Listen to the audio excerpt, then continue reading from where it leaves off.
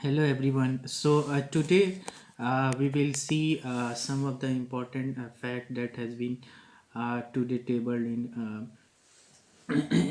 in economic surveys. So here we will start with some of the important facts here. First we will start with the things that uh, just before today 2 days before, chief economic advisor has been appointed, that is Ananda Nageswaran. So he is 18th on the row. So uh, uh, this year, in 2021-22, economic survey has been projected as 8 to 8.5% growth rate. So basically, if you will start with 8 to 8.5% growth rate in coming years, so question arises here. So how you will achieve this much rate of the growth, and what are the underlying assumptions are there? So before we will go at that point, uh, some of are saying that basically this growth rate is very conservative, whereas IMF has been predicting somewhere about 9% uh, for 2023. So we will see this in much more detail. So the central theme of this year economic survey is the agile approach implemented through Indian economic response to the COVID-19 pandemic.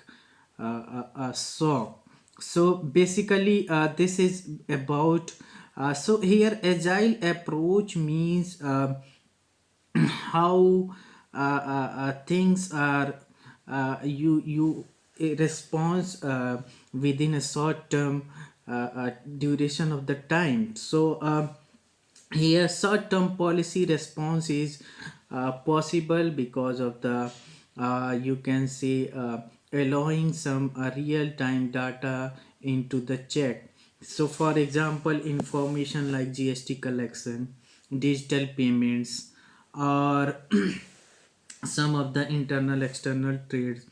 So here agile approach is basically based on the feedback loops and real time monitoring of some of the actual outcome. Means in this approach you are not doing planning, but you are doing some systematic study of a thing that is happening near around. So on the basis of that, maybe you will take some further decision. So now question is, if we'll take uh, economic survey is predicting 8 to 8.5% growth rate, so how it will be achieved and what are the underlying assumptions? So first see that basically IMF has predicted this India's growth rate in 2022-23 as a 9%. So here you can see that basically IMF have predicted India's growth rate for 2020 22 to 23 as a 9%. So only for the two country IMF has projected some positive growth rate in 2022 to 23. One is basically India, and another one is basically Japan. So for India, IMF has predicted some is around 9%, and for Japan it is 3.3%. So although you will see that for all other country IMF had done forecasting, they have shown some decrease in their growth rate in the coming year. So even IMF have predicted 9%. We have shown only 8 to 8.5% on the basis of some of the underlying assumptions. So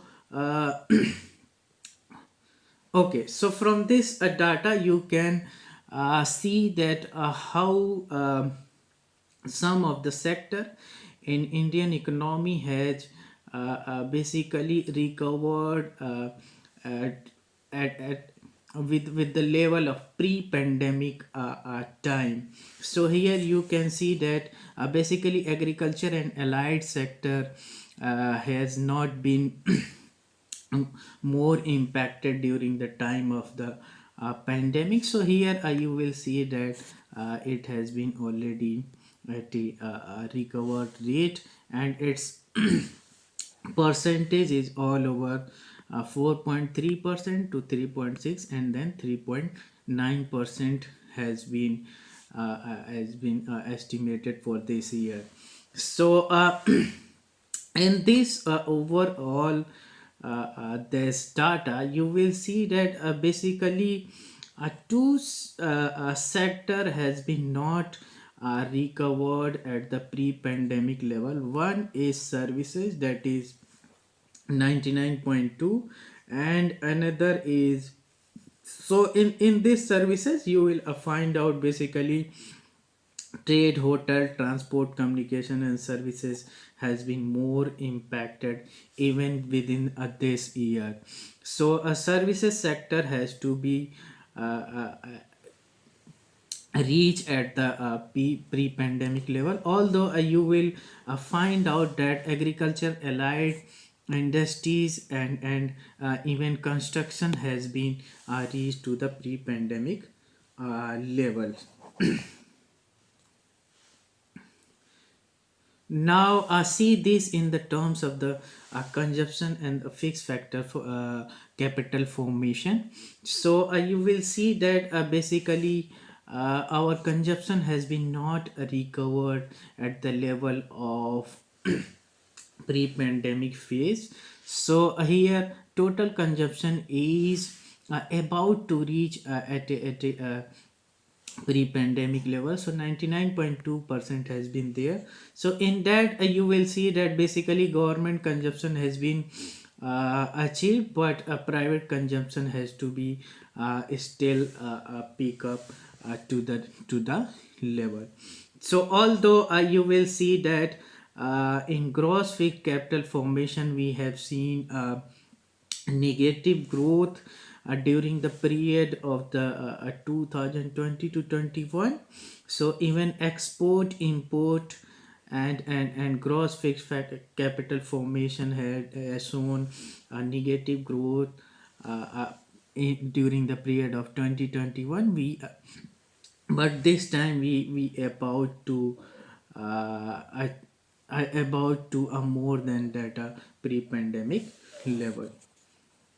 Apart from that, now we will come to the real question that how we will achieve this 8 to 8.5% of the growth rate in the coming year. So economic survey is giving basically four things. On the basis of that, they are claiming that we are be able to achieve this growth rate. First one is by doing supply side reforms. So supply side reforms means they will give more and more leverage to the production activities in the economy. And then second one is easing of regulation. And then third one is robust export growth. And then fourth one is ramping up capital spending. So this thing we will see into a much more detail.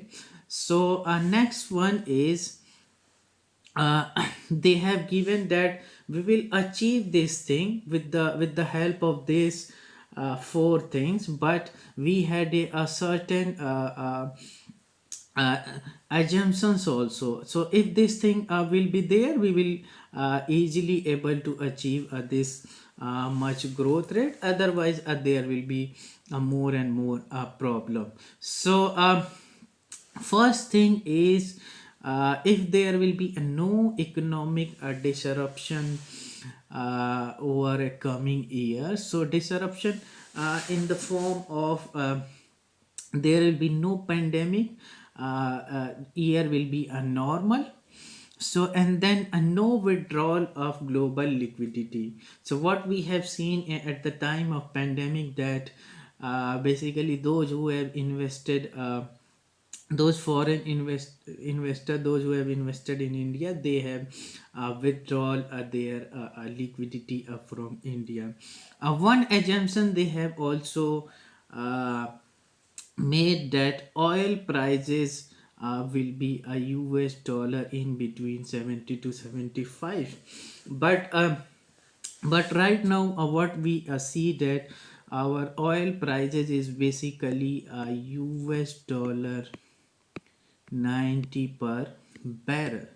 So so basically they have taken out some of the average price of the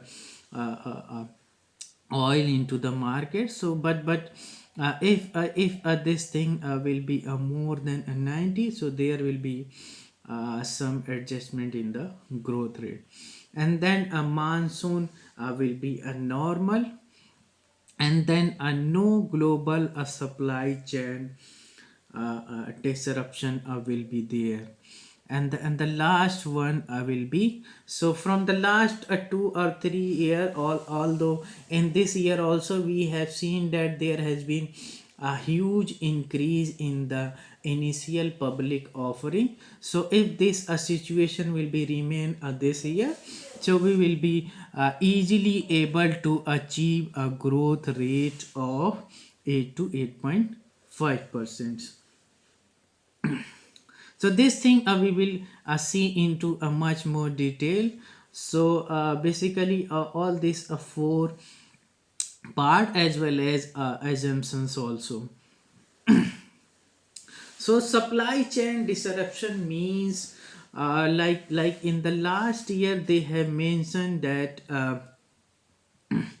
uh, uh, Goldman Sachs has mentioned that there has been disruption in the form of basically a semiconductor chip into the market. So because of that, we have seen that uh, all over, what we see that basically all the electronic manufacturing industry in India is basically had a huge of semiconductor chip. So but we have seen that because of the in low demand in the world market, and many other factor, basically our we have seen that supply of small conductor chip is very low.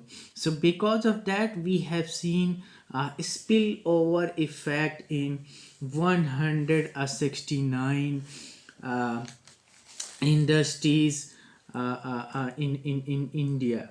So these kind of thing, if we'll be see, so so what basically we see in this thing, that basically these type of disruption will require huge capital, and to produce this type of chip in the market, you need some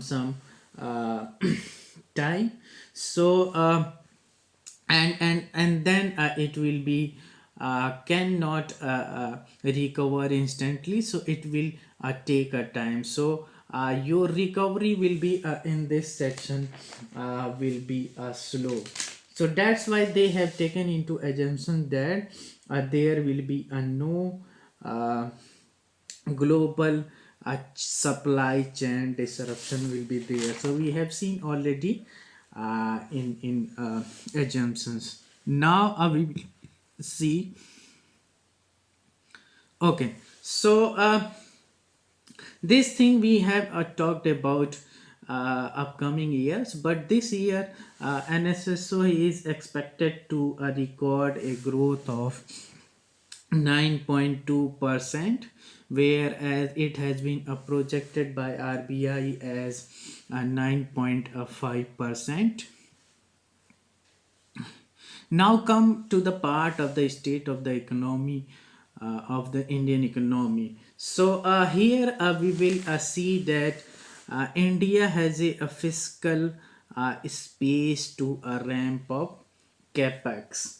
So capex is basically it means a capital expenditure. So our fund used by company to acquire, upgrade and maintain physical assets such as property, plants, building, technology or equipment. So capex is often used to undertake a new project or investment by the company.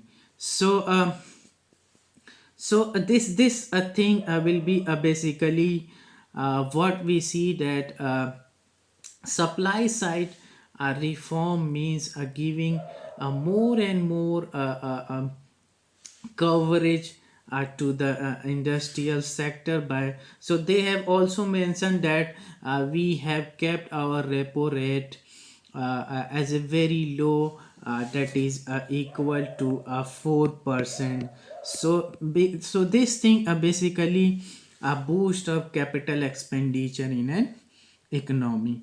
So whereas we have seen agriculture growth is seen as 3.9% over this year, and industrial growth has been seen this thing as a 11.8%. So this thing we have seen in earlier table also. Now move on to the second thing, that is about startup. So we have seen that basically this startup has taken up a very important part in this economic survey. So if we follow some of the historical data of the startup, so in 2016-17 we have only 733 startup, whereas we will see that in 2020-21 we have more than 40,000 startup. So but we will not end up here. So we will just see this thing, that India has became the third largest startup ecosystem in the world, just after US and China. So we cannot compete US and the China because they had a very huge number of startup is going on every year. So so now come to the one of the term that has been coming up more in this economic survey. Even last year they have also mentioned that uh, unicorn. So how a 40 Indian startup is getting a unicorn status. So we have a record of 44 Indian startup has achieved a status of unicorn in 2020-21. So taking the overall tally of unicorn in India is 83. So this year we had a 44, and this will sum up to total 83. So most of these startup is from services sector, especially from the financial sector. So what we see something interesting about a unicorn is, so is what we see that every year a thousand of a startup is are coming into the market, but question is coming onto their survival and their valuation. So here we will see that one thing we will see here, that a startup will be given a status of a unicorn when they will achieve a market valuation of $1 billion. So these two are researcher, one is Ellen Lee and MS Lee, had coined this term a unicorn, and they have discovered that only a 0.07 percent of a startup is basically getting a status of unicorn. So that is even a half percent, less than even a half percent also. So so here we will see that basically so in India there is a one organization that is called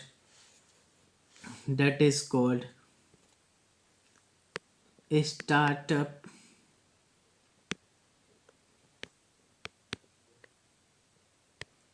Traxon.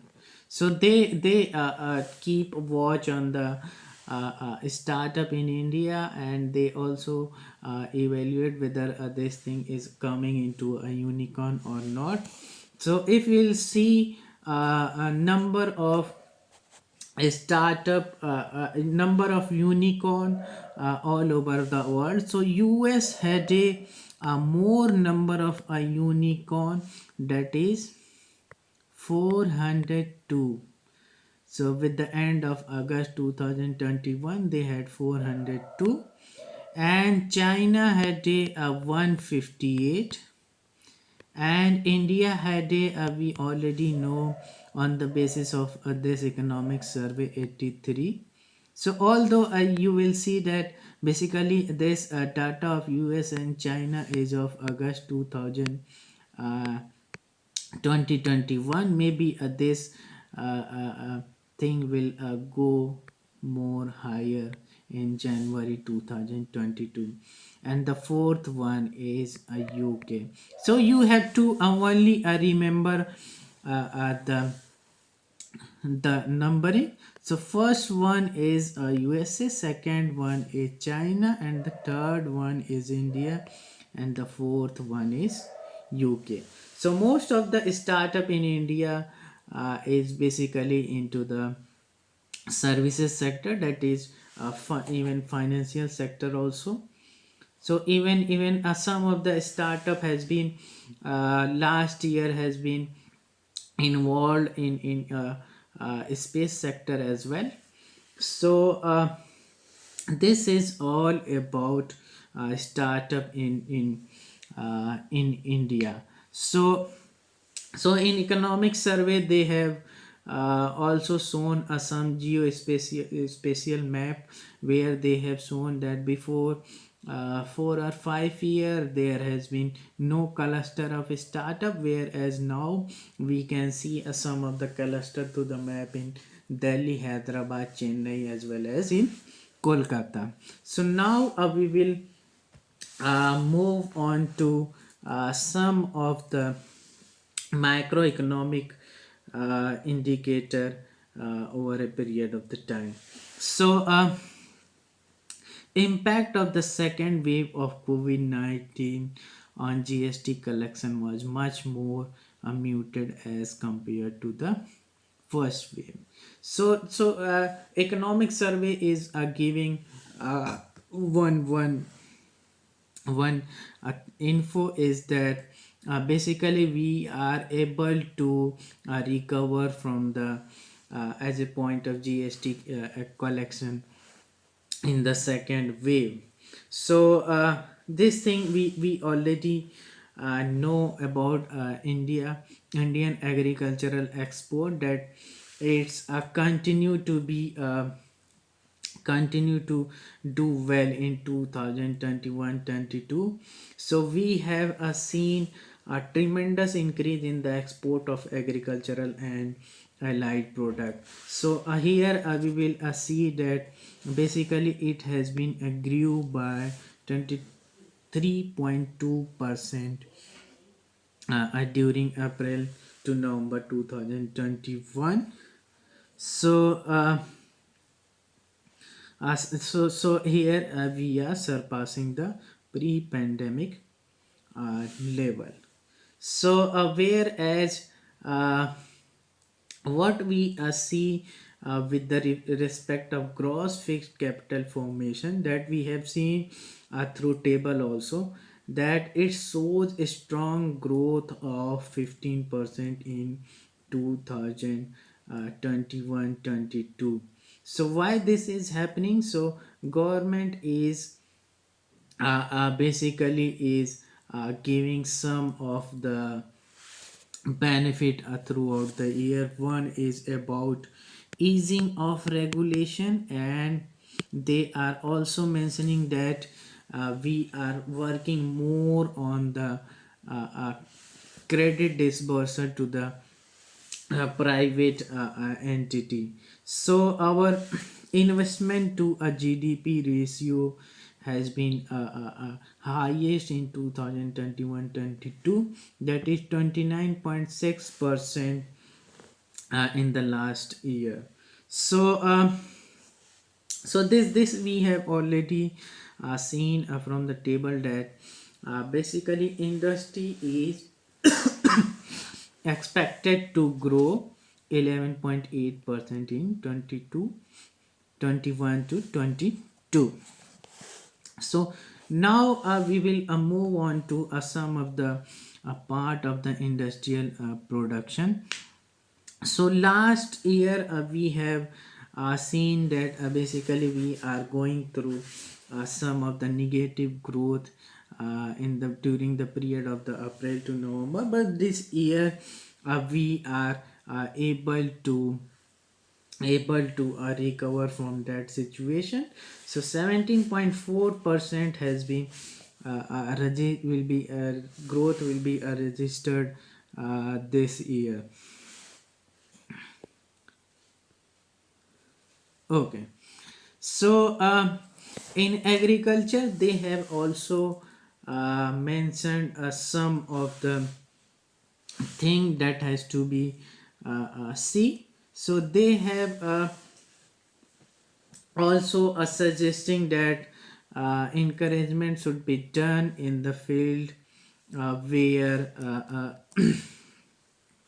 where a crop diversification has to be seen towards oil seed, pulses, and horticulture. So this area should be given a more and more a priority. So basically this will help the country in the achieving the self-reliant. So this thing, so actually they are giving argument over this, that basically we are not able to ensure more and more management in the terms of the rice and the wheat.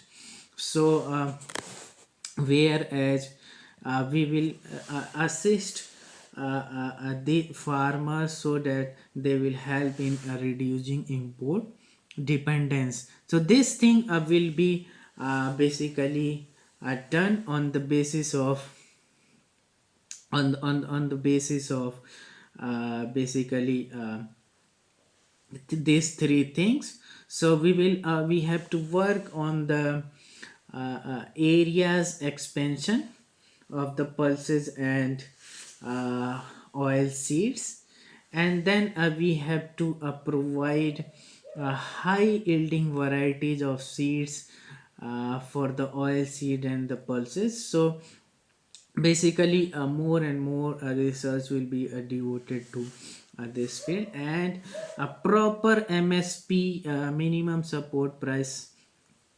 and procurement will be done in this field. So basically a shift in cultivation toward Pulses would also enable the government to maintain a realistic buffer stock of rice and wheat. So a government has been prioritizing increasing, that's why production of pulses and wheat. So okay, so one thing that has been mentioned here, that economic survey is giving suggestion that uh, we cannot take a knee-jerk reaction for the increase in the prices of some of the essential commodities like pulses and edible oil.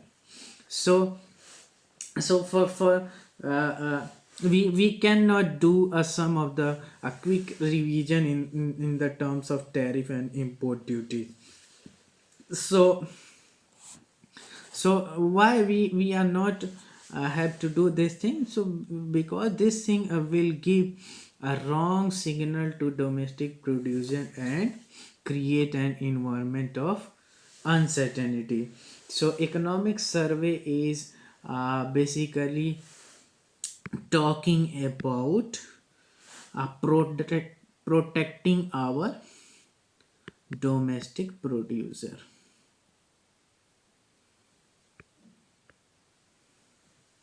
So basically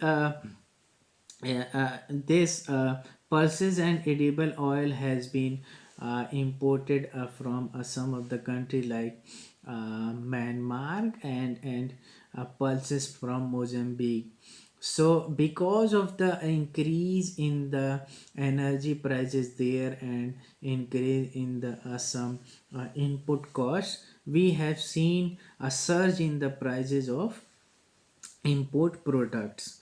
So so that's why we have seen that pulses and edible prices are higher in the economy.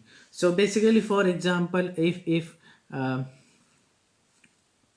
domestic producer is producing that product at a rupees of 100, and we are importing same thing at 80 rupees, so here more and more people will prefer imported item from the other countries, and here domestic producer will be hurted. So that's why here maybe 20, you can say 20 will be added as a import duty, so that domestic producer will also be safeguarded in this interest. So basically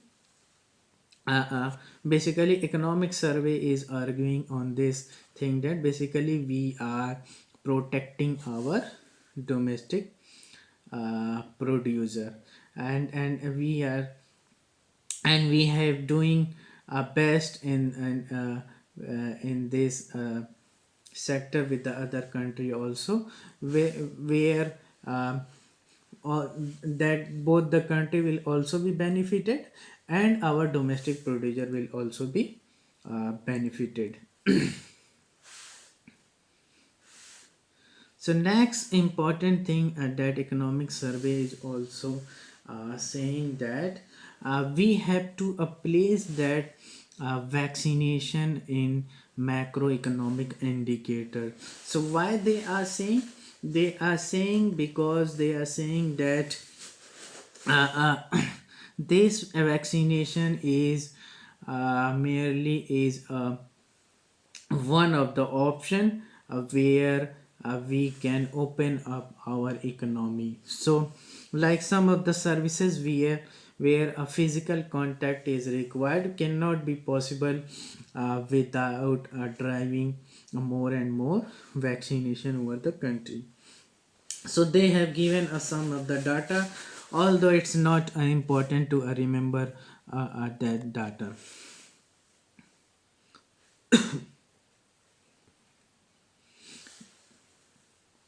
Okay, so overall these pandemic time, so economic survey is saying that basically we had some unique responses uh, uh, uh, in this pandemic period. So our responses is different from the responses that has been seen in the other country. So here they are saying that basically government of India opted uh, for two different things. One is they have opted for a safety net for a vulnerable section. On the other hand, they have opted for Bayesian updating of information. So here Bayesian updating of information means might be some of you have read about Bayesian theory of probability. So here it means that basically involves a decision on the probability of successful outcome, where this probability is informed by the both prior information and the new evidence the decision maker obtains. So here basically first they gather information and then they response on the basis of this. So basically these things are the two opposite legs where a safety nets for a vulnerable section and the other is a responsiveness based on the Bayesian updating of information. So basically this thing has been pointed out in a last economic survey also, means that is called a barbell strategy, safety nets and agile approach. So address should be a focus on here should be on flexible and innovation as well to improve resilience during this pandemic period. So this is all about the Bayesian analysis. So Bayesian analysis is basically allow one to combine uh, a prior information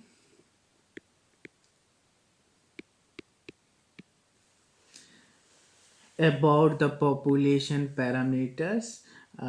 So from these evidence from the information contained in a sample to guide the statistical inference. So these are the unique responses government has opted.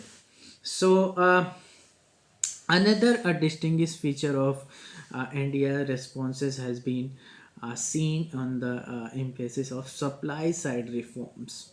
So supply side reforms means we will not work on the demand side management, but we will work on the supply side management, where we will try to increase more and more things on the production side.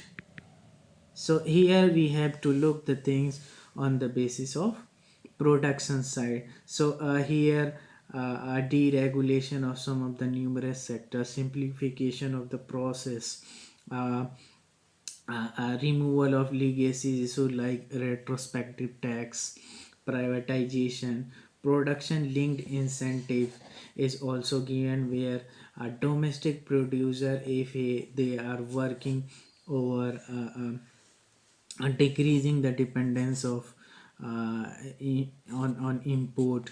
So these all kind of thing basically are the supply side reforms, where basically you are increasing more and more output in the economy. That has been also mentioned by Keynes as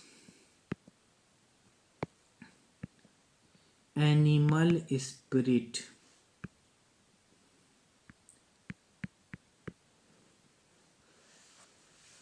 Means with the response in the market, producer have to keep on their production and other activities on the same level they have earlier. So okay, now comes here infrastructure. So we already know that government had a plan of going through the economy of 5 trillion by 2004 and 25. So on the basis of this, basically you have to understand that this year they are planning to invest 1.54 trillion, although we know from the past experience that from 2008 to 17 whole 9 year they have invested only 1.1 trillion on infrastructure. So this will be a very path breaking investment if this thing will be achieved. So now for this kind of huge investment they have launched a national infrastructure pipeline that has been set up with the project of 1.5 trillion investment. So with this type of investment they will provide world class infrastructure across the country. So although they had a some kind of 9,000 project between 2020 to 25 in which they are basically planning to had a allocate 24% to energy, then road, then urban sector, and then railway. So whole this will be accounted as a 70% of the projected capital expenditure in infrastructure in India. So that's why I am telling that basically fiscal space is giving more and more chances to the capex, that is capital expenditure. Now come to the part of the tax. So one strong rebound in government revenue in 2021 to 21 is so far has been seen. So within the period of this April to November 2021, this has been seen that revenue receipt of the central government has been uh, gone up by 67.2% on the basis of the last year. So as against the estimate growth of 9.6% in 2021-22. So this tax collection is basically has been more buoyant for the direct as well as indirect tax. So the gross monthly GST collection have crossed rupees 1 lakh crore constantly since July, and they have shown that sum is around 4 lakh crore from up to the November. So here a buoyancy means a buoyant means, so here a tax buoyancy means is basically a tax is said to be a more buoyant if your tax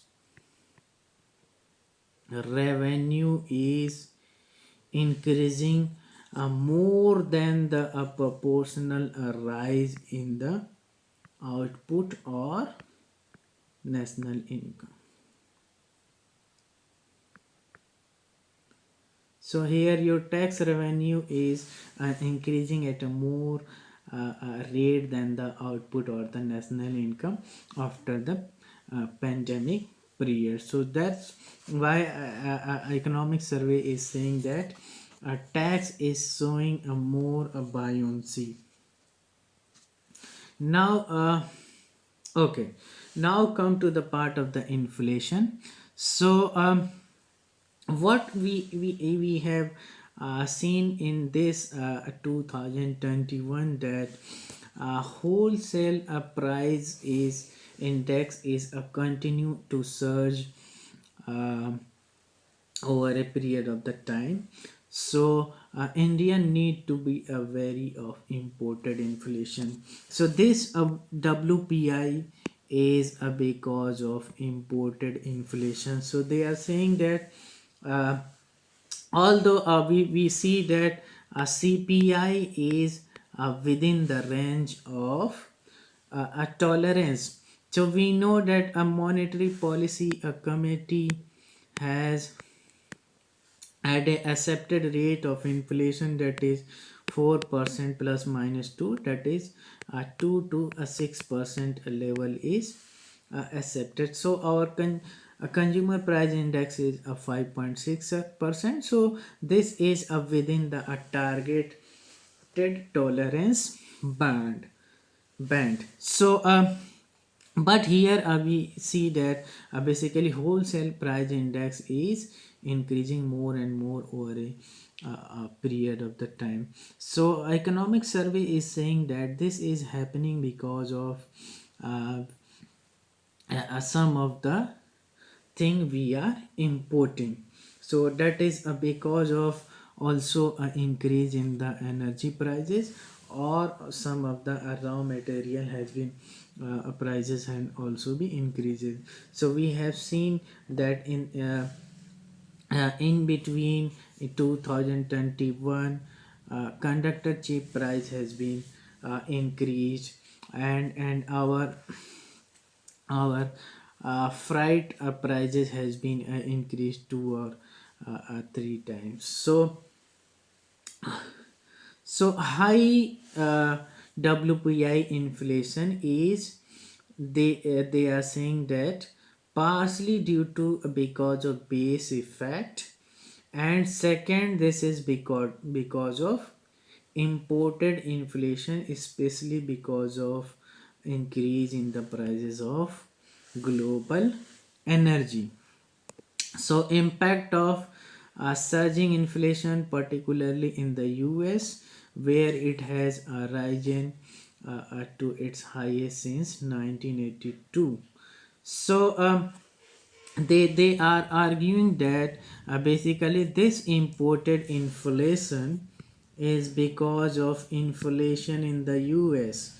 So US has going through a very surge inflation that is highest than the level of the 1982.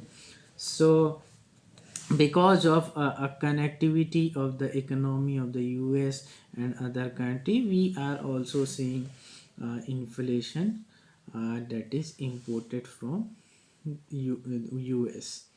So here you can see that where wholesale price index is has reached the level of 13.6% in October 2021, although it saw some sign of decreasing, whereas you will see that basically consumer price index is within the level of 2 to 6%, that is tolerance band. So if a rate will be more than 2, less than 2% or more than 6%, then monetary policy committee will be responsible for taking any decision. So okay, so one this last thing that is very important. So on the basis of this thing, we have also seen that economic survey is expecting some of the increase in the initial public offering over the year. So fundraising from IPO hit a decade high in the first 8 months of fiscal year 2021 to 22. So they are expecting that like last year we had a 1.81 lakh crore uh, initial public offering is there. So this year we will also have a this type of public offering. So okay, so we have seen that a Nifty and Sensex has been hit very high last year when the market has been open up. So this all the thing is considered as a assumptions by economic survey to achieve the growth target. So company raised a 1.8 lakh crore in the first 8 months of this current financial year against 1.72 crore from the last year. Okay, so on the question of patenting, so economic survey has mentioned that India climbed 35 rank in global uh, innovation index. So earlier they were is some around 81 in 2015-16, then in 2021 2021 they reached to the uh, 46, and then they are ranked to the 35. So what we see that basically India had granted 28,391 patent in 2020-21. uh, so 58,502 had applied, but 28,391 has been issued. So here basically uh, economic survey is pointing out that basically we are improving on global innovation index, but we are not getting a patent as better than the other country. So this thing is there. So and one other thing about employment has been mentioned in economic survey that although we had lose some of the employable job in this pandemic period, but we are working on the real time unemployment data. So some of the better thing has been done in MG Narega, where some of the state like Bihar and Uttar Pradesh has been done very well in generating more and more employment during the period of the pandemic. So now here we will see some of the figure of the patent. Okay, so this is all about short analysis of the economic survey uh, of the time. Although we will see a chapter wise analysis of economic survey later on with some other video. So we will end up here, and then thank you.